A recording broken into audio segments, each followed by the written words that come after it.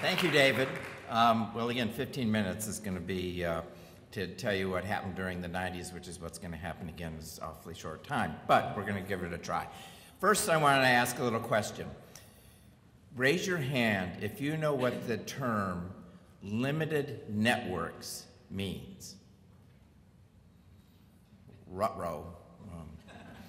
Well, I will refer you to the Sunday New York Times. It's refreshing to come over to this side of the river. This paper is banned in Nebraska. They only read the Wall Street Journal there for anything outside town. But anyway, this last Sunday, wonderful article about limited networks. And basically, accountable care is limited networks. And that's what we're going to try and buzz through in the next 15 minutes. But to understand the future, prologue, the past is prologue to the future, we really need to go back and do a little history lesson. Now, this comes from the advisory board, and some of you may or may not know who they are. That's an organization in Washington, D.C. that started in the 90s to deal with this new phenomenon called managed care and how do organizations cope with it, capitation, all those kind of things in the past. But the impressive point on this slide is look at that straight line, 13%, that's GDP. The only time that healthcare GDP remained steady was in the 90s at the height of the managed care movement. Now you may hate that word managed care, and this morning I learned a new term from Mr. Atchison called care communities, and so we're going to call it care communities rather than managed care. But when you break it down, it kind of comes down to the same thing. But why did this happen? How could this happen? Number one, there was a recession. Remember the recession of the early 90s. Two, there was excess capacity, vast excess capacity of specialists, and to some degree hospitals, although not near the excess capacity we have now. And if you don't think we have excess capacity, I just invite you to Des Moines, where they built 2 new hospitals across the street from each other. Competing limited networks, what does that mean? That means that hospitals and doctors formed into a limited network. An HMO, essentially, is a limited network, and you couldn't opt out of it, you could only opt into it. But as it says in this article, where they still have some limited networks that survived through the 90s, costs are sometimes 15% lower. So what's going to win? Probably a limited network. Return to the next word, capitation, the C word. Ooh, well, you know what? Healthcare got a whole lot better when we had the HMOs and the capitation. That's when we started to measure. Remember that? That's when NCQA came about. That's when we started to hold doctors accountable. I named this talk, Accountable Change, period. Accountability, accountability, accountability, there will be change, and now we have the data to make ourselves accountable. There was a mass hysteria back in the 90s, driven by the advisory board and a lot of consultants. I've been approached in the last couple of months by 5 different consulting companies to go out and consult on managed care. They are all coming to a neighborhood theater near you to present and to accost your hospital chiefs and other people to get them to go along with all this. And the hospitals are very frightened because they don't really know where this is going to turn out. How do hospitals make money? It's okay, you can say it. They do procedures, right? Lots of them. Sometimes they're useful, sometimes they're not, but they do a lot of procedures and they make a lot of money. And physicians participate in that. Well, capitation means you get paid a fee up front. You don't necessarily make the same kind of money that you had before. So we're going to see a return to this mass hysteria driven by consultants coming into hospitals in particular, and to some degree we'll see physician groups respond. And again, the key was, you know what? Managed care worked. It held the GDP to 13%, and we haven't seen that since then. It's just been climbing, climbing, climbing. More history. Why did it end? It basically produced a situation in which there was so much employment, so much money flowing into the economy, that employers could no longer hire people without offering PPOs instead of the restrictive HMOs. There also was the advent of huge insurance where you could go outside of the law, and basically that was the demise of the HMOs of the past. But at the same time, there was this how do you make money, entrepreneurial opportunities started to abound in terms of the number of hospitals and the number of procedures that we did. This is getting into the Dartmouth stuff, and we don't have time to cover all that today. But basically, there was an entrepreneurial spirit between hospitals and physicians in terms of being able to bring more and more diagnoses, more and more expensive technology to bear, in which each of them were able to generate some sort of profitability to go out and buy more technology and more procedure things to do more things, to go out and make more money and buy more and more things and so forth. That basically was the end of managed care, and we had the 2000s. But today is different, and this is the point I really want to make. Do you know who Gwande is? Do you remember the Gwande article in the New York Times?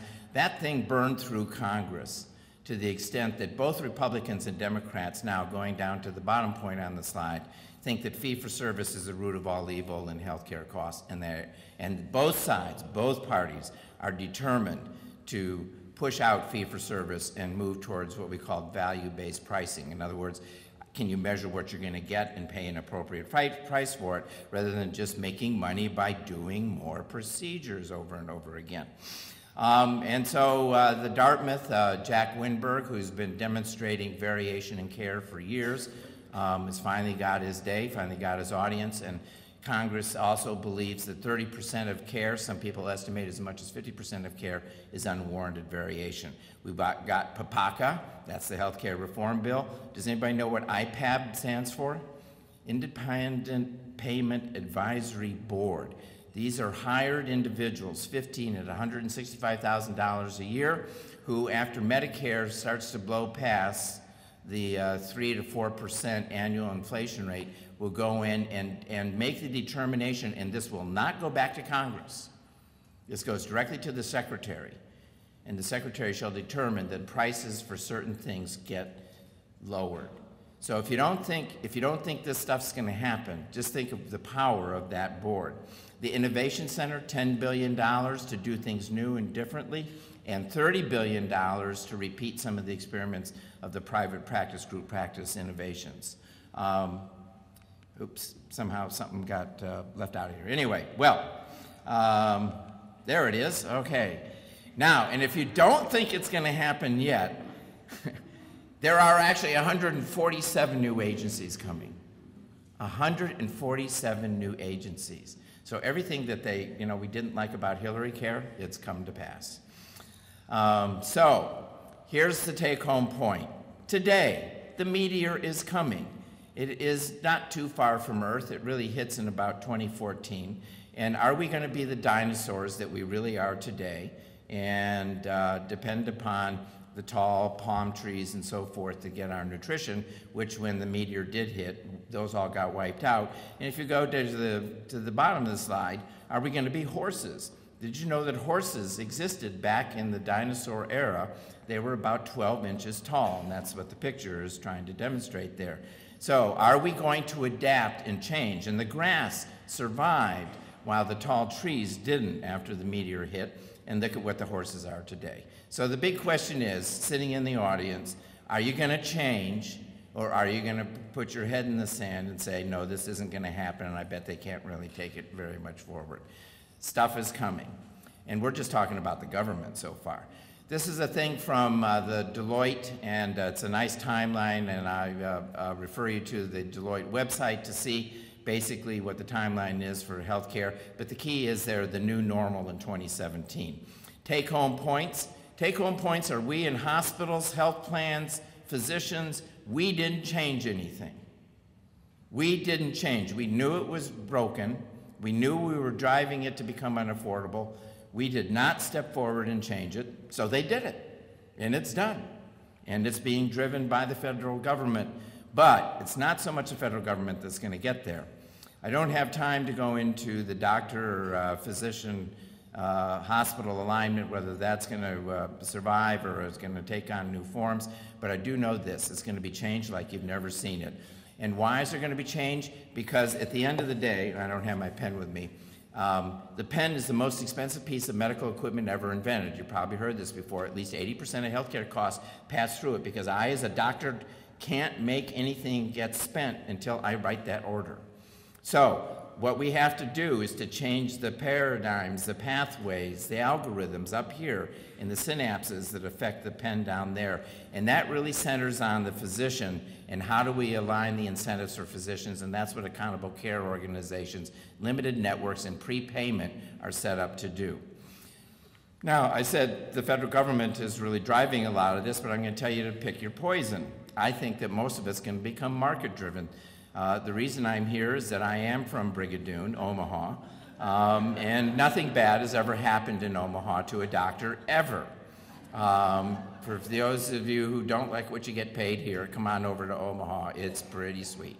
It's just an accident of a very wealthy town and a number of other factors. But we have 16 acute care hospitals. We have twice as many beds as is needed for population. We are running 50% occupancy in the different systems around the town. That is absolutely unsustainable. And our competition, we're aligned with Creighton. There are 4 systems in town. Ourselves, Alegent, Creighton, are aligned now and have been through an organization called Uninet. And now the University of Nebraska and Methodist Health Systems came together in order to create competition.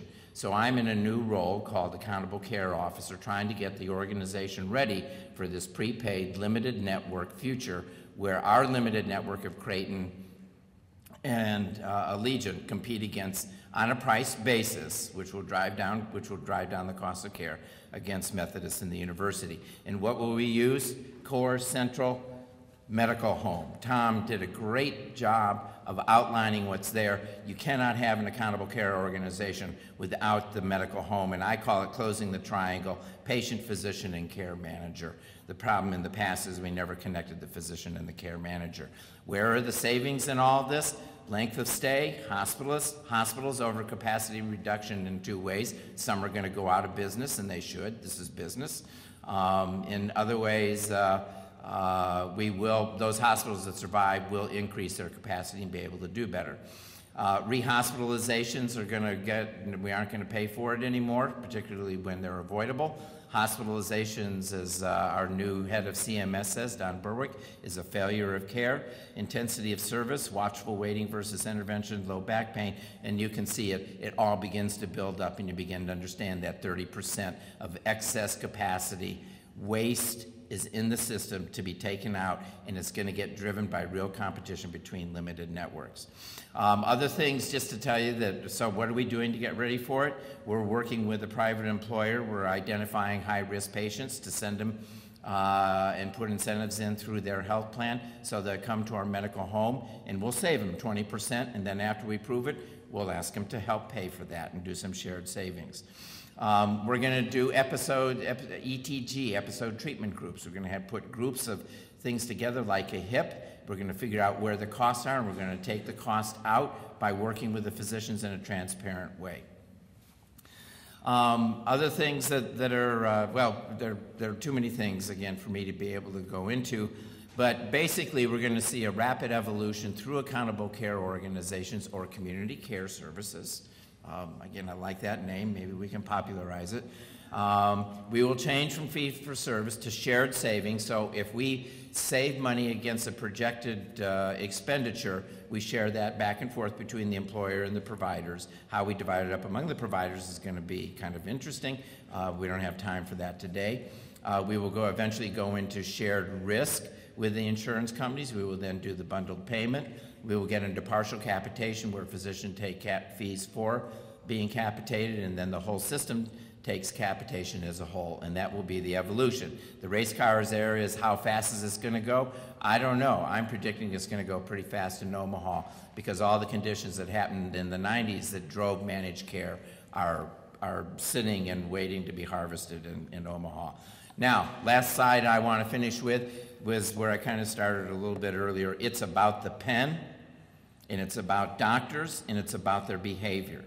And what's different and what's going to make it succeed this time is not only these huge government bureaucracies and market competition, but is the fact that I believe physicians, once we give them the information, so at the core, it's data fed, but You must involve the physicians. They must step up. They must become business people. They must at least have a business understanding, and they have to lead, because that's who physicians follow, or other physicians.